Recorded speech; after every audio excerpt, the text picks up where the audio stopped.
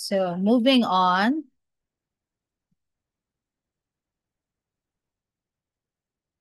this is the transfer function of a proportional controller. So in here you have the proportional band or the gain, and that's the error expressed as the percentage of the range of the measured variable required to move the valve from fully closed to fully open. Now, other terms associated with the proportional band or the gain is what we call as the bandwidth. Okay, so it's the error expressed as the percentage of the range of measured variable. So what's the error? So the actual range of the value in which your control is going to measure and rather the set value in which your controller is going to measure, and then the actual is on top. So that is why you have percentage error expressed as percentage of the range of measured variable. So other books may refer to this simply as the gain, but some will use the term bandwidth. Okay, that's your proportional controller K sub C in here, proportional band or gain. Now, there is a sample problem in the book which you can read regarding the gain and the proportional band.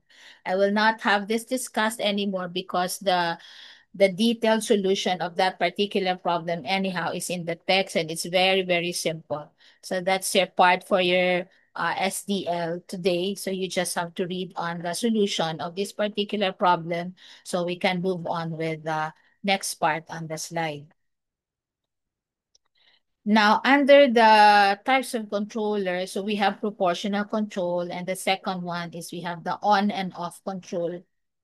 Now, this is a special case actually of proportional control where the bandwidth is approximately zero.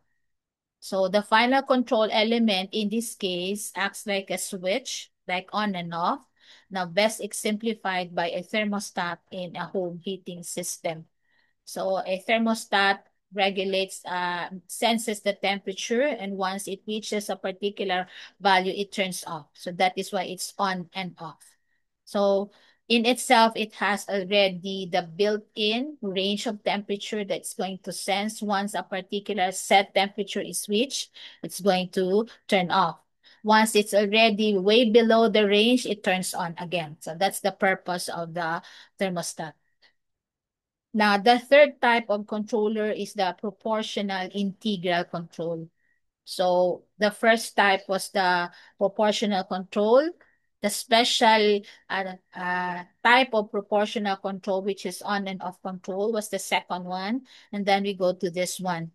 Now, this one adds to the proportional action term. So the K sub C times the error is actually referred to in here as the proportional action term. Okay, in your proportional controller, it's the only thing that you see on the right side of the equation. So you have P equal to this one plus P sub S. Now, in the case of the proportional integral control, you notice now that aside from this original thing in the proportional control that you see, and these are the two things that you see in proportional control, you have added this one, the time integral of the error. So it adds to it the integral of the error. So if you notice, you have the error and you have here the integral, and we have here the constant K sub C over tau sub I. Now later on in the next slide, the tau sub I will be defined what it represents. So the transfer function actually, if we're going to look at it, where this particular expression came from is this. So instead of only having K sub C here for the pure proportional control only, now you have this 1 over tau sub IS. Now this one is now compensated for this expression here, which accounts for the time integral of the error. So it accounts for the time integral of the error. So that's your proportional integral control. It adds to the proportional action term K sub C times epsilon this time integral of the error, which tells us that the transfer function now was modified from the original k sub c only to k sub c plus k sub c over tau sub is. Okay? So that's your proportional integral control. Now we go to the next.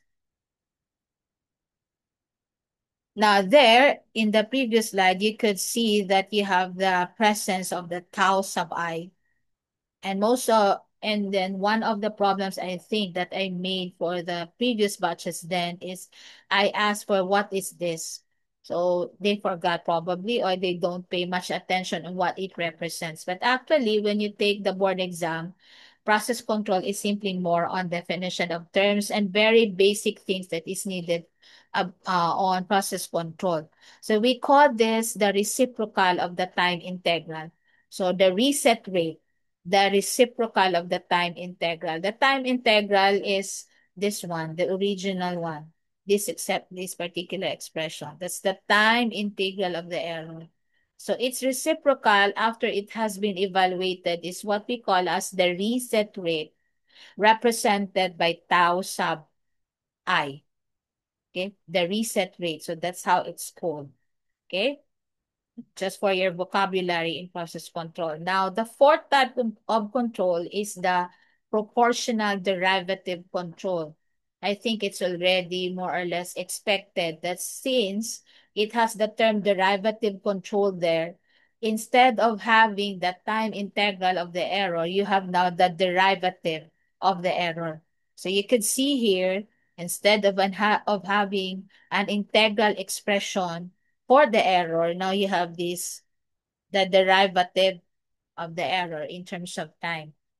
So in here, your expression on the right side of the response for the pressure adds to the proportional action term another term, which is the derivative of the error itself. So the derivative of the error with respect to time, and of course, you get to see now tau sub d in here. You still have tau k sub c, but instead of tau sub I, now you have tau sub d. Now, other terms related to this and other references would be rate control or anticipatory control.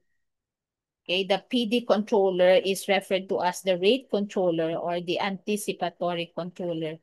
Now, the effect of the derivative action is to anticipate. So it anticipates the linear change in the error.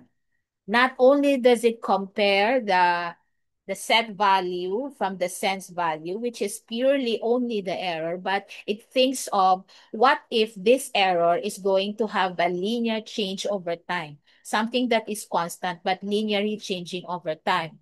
It's either a linear increase or a linear decrease. So that is why it's being taken into account in here. So the effect of this derivative action is to anticipate if there would be any linear change in the error. So the pure proportional controller does not think of that. The integral controller does not compensate for that either. But this time now, your derivative control thinks of what if this error is going to change over time linearly, and it's taken into account in here. If you look at it again, the transfer function in which this particular expression of this P minus P sub S, if written here on the left, equal to the expression you see here on the right, is actually a product of a transfer function which does not only account for K sub C, but also K sub C, tau sub D, S. And this is where the time constant for the error of your, for the derivative of your error with respect to time. So that's your tau sub D in here.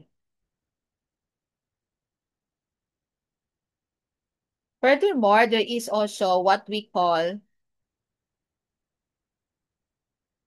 the proportional integral derivative control. So we have the proportional control only, then we have the proportional integral. We can also have only the proportional derivative. So what if we all account for everything? So you have here a combination now of the proportional integral and derivative controls.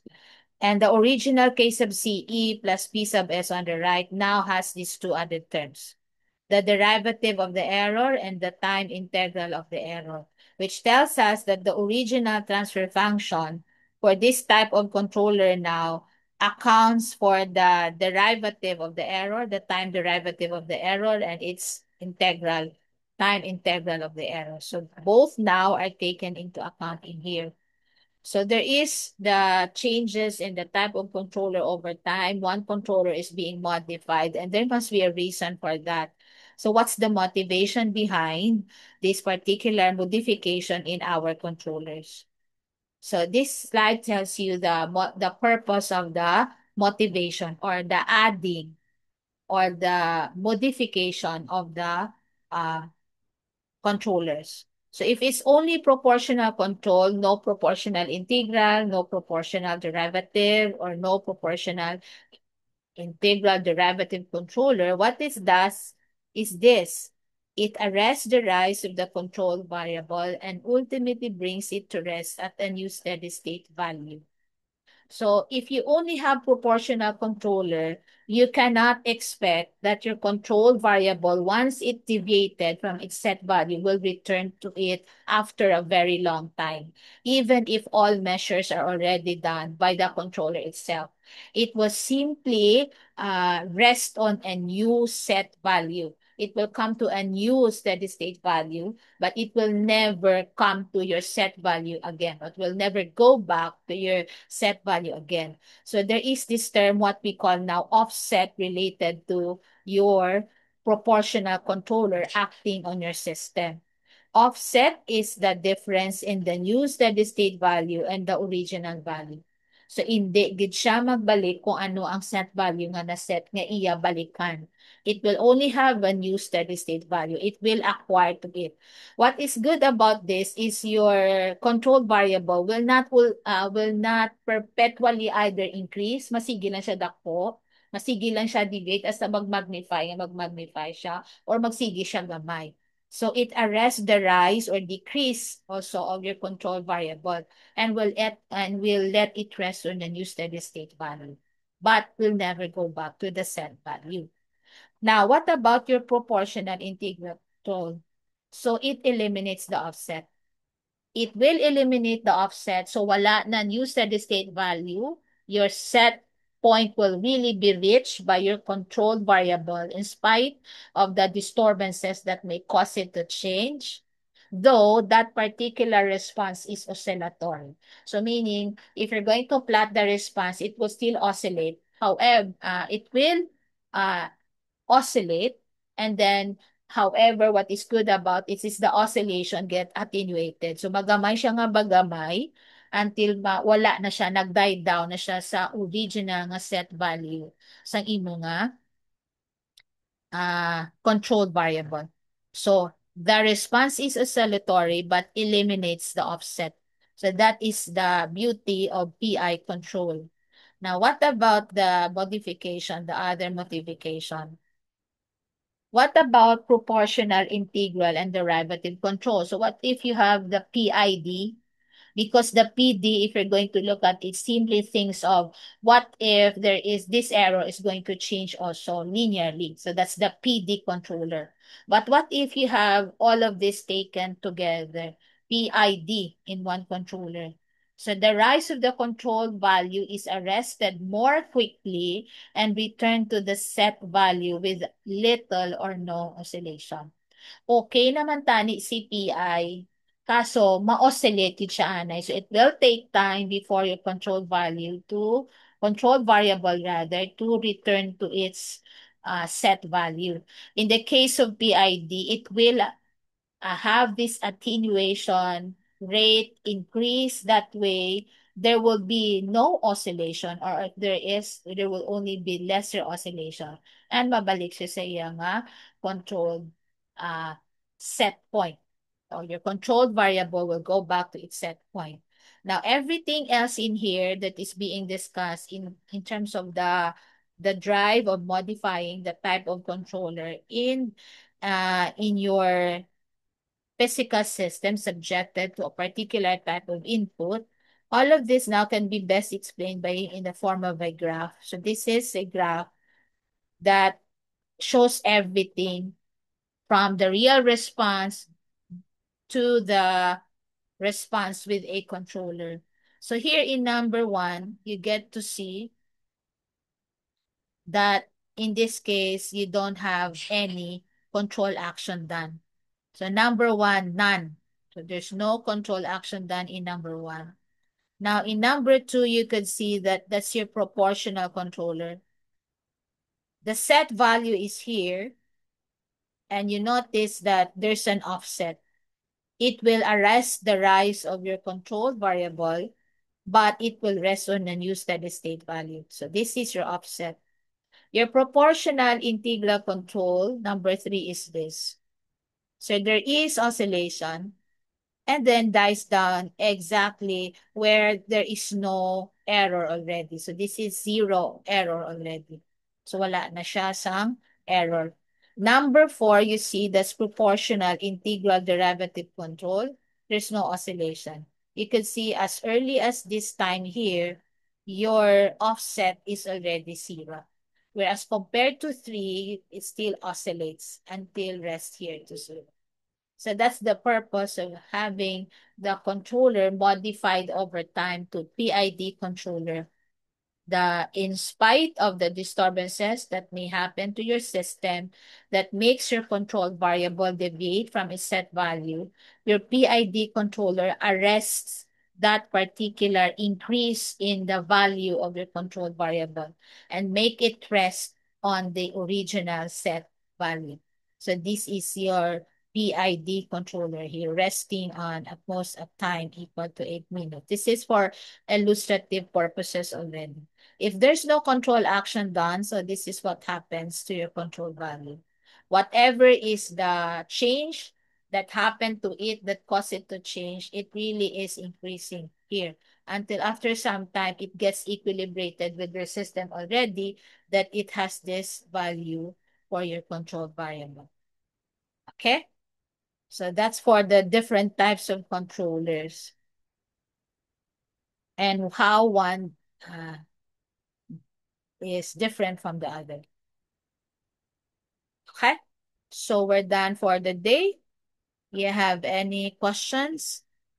I have mentioned a while ago